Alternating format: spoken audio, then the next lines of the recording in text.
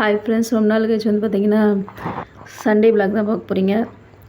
ரொம்ப நாளாக லாங் வீடியோஸே போடணும்னு டெய்லியும் லாங் வீடியோஸ் போடணுன்னு ஆசை தான், ஆனால் டைம் இல்லை.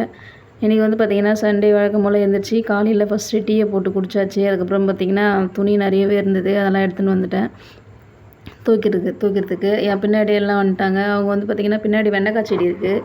அதில் வந்து பார்த்திங்கன்னா செம்மையாக வெண்டைக்காய் காய்ச்சிருக்கு. ஊருக்கு போயிருந்தோம், அங்கே வந்து பார்த்திங்கன்னா விற்றுருந்தாங்க கீரை விதை, அப்புறம் முள்ளங்கி விதை, அதுக்கப்புறம் வந்து பார்த்திங்கன்னா வெண்டைக்காய் இதெல்லாம் வாங்கிட்டு வந்தோம். காய்க்காதுன்னு பார்த்தா செம்மையாக காய்ச்சிருச்சு இந்த வாட்டி வெண்டைக்காய். அதுக்கப்புறம் பார்த்திங்கன்னா பசங்க வந்து எலுமிச்சம்பழம் மரம் இருக்குது, அதில் வந்து குருவி டெய்லியும் வந்துட்டுருக்கு. அங்கே வந்து பார்த்திங்கன்னா அவங்க கொட்டாங்குச்சி வச்சு அதில் அரிசிலாம் வச்சு நூல் வச்சு கூடு மாதிரி கட்டிகிட்டு இருக்காங்க, அது வந்து சாப்பிட்றதுக்கு. அதுக்கப்புறம் வந்து பார்த்திங்கன்னா இவர் வந்து வெண்டைக்காய் பறிக்கிறதுக்கு வந்துட்டார். பாருங்கள் ஃப்ரெண்ட்ஸ், எவ்வளோ பெரிய வெண்டைக்காய் செடி நீங்கள் பார்த்துருக்கீங்களான்னு சொல்லுங்கள். எங்கள் வீட்டுக்காரே எப்படியும் ஒரு 6 அடி இருப்பார். அவரை விட ஹைட்டாக போகுது. எங்கள் பக்கத்தில் ஒரு மாடி வீடு இருக்குது, அதில் பாதி தூரம் வந்துடுச்சு. கீழே இருந்து மேலே வரைக்கும் செமையாக காய்க்குது வெண்டைக்காய்.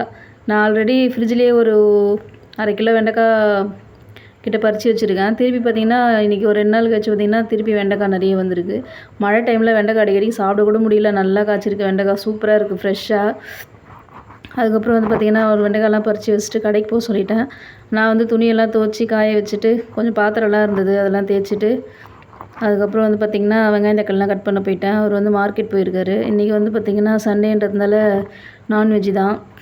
2 வாரமாக பிரியாணி செய்யலை. பசங்க வந்து பிரியாணி தான் வேணும் அப்படின்னு சொல்லிட்டாங்க. சரி இன்றைக்கி வந்து பிரியாணி பண்ணிடலாம் அப்படின்னு சொல்லிட்டு கொஞ்சம் எலுமிச்சம்பழமும் கொஞ்சம் தேவைப்பட்டது, அதனால் கொஞ்சமாக பறிச்சிக்கின்னு. எல்லாமே மழை சீசனில் செமையாக காய்க்குது. வெயில் டைமில் ஜூஸ் போட லெமன் தேவைப்படும், ஆனால் ஒன்று கூட இருக்காது. 1 2 தான் எங்கேயோ ஒன்று இருக்கும், தேடி பறிப்போம். இது வந்து பார்த்திங்கன்னா மழை டைமில் நல்லா எலுமிச்சம்பழம் காய்ச்சிருக்கு. ஒரு இதுலேயுமே 5 காய் 4 காய் அந்த மாதிரி பிடிச்சிருக்கு. நல்ல ஜூஸ் வரும் அந்த எலுமிச்சம்பழம். இதெல்லாமே வந்து பார்த்திங்கன்னா நாங்கள் இங்கே வந்த புதுசில் வச்ச மரம் ஃப்ரெண்ட்ஸ். நம்ம வீட்டில் எல்லா மரமும் இருக்குது. தென்னை மரம், வாழை மரம், அப்புறம் எலுமிச்சம்பழம் மரம், கொய்யாக்காய் மரம் மட்டும்தான் இல்லை, மற்றபடி எல்லா மாமரம் எல்லாமே இருக்குது. அவர் வந்து பார்த்திங்கன்னா மார்க்கெட் போயிட்டு சிக்கனும் அரிசியும் வாங்கிட்டு வந்துட்டார். நேற்று வந்து என் பையனுக்கு பர்த்டேன்றதுனால கேட்டிருந்தான். நேற்று நாங்கள் சாட்டர்டேன்றதுனால சாப்பிட மாட்டோம், சரி இன்றைக்கி செஞ்சு தரேன்னா சொல்லிட்டு பிரியாணி தான் கேட்டிருந்தாங்க. வழக்கம் போல் பிரியாணியை ரெடி பண்ணிவிட்டு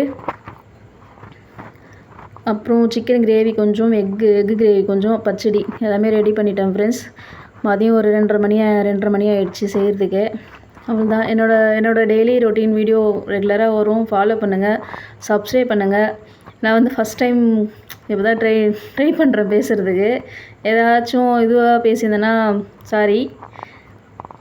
அவ்வளோதான் ஃப்ரெண்ட்ஸ், மறக்காமல் சப்ஸ்கிரைப் பண்ணிவிட்டு பாருங்கள், லைக் பண்ணுங்கள். பாய்.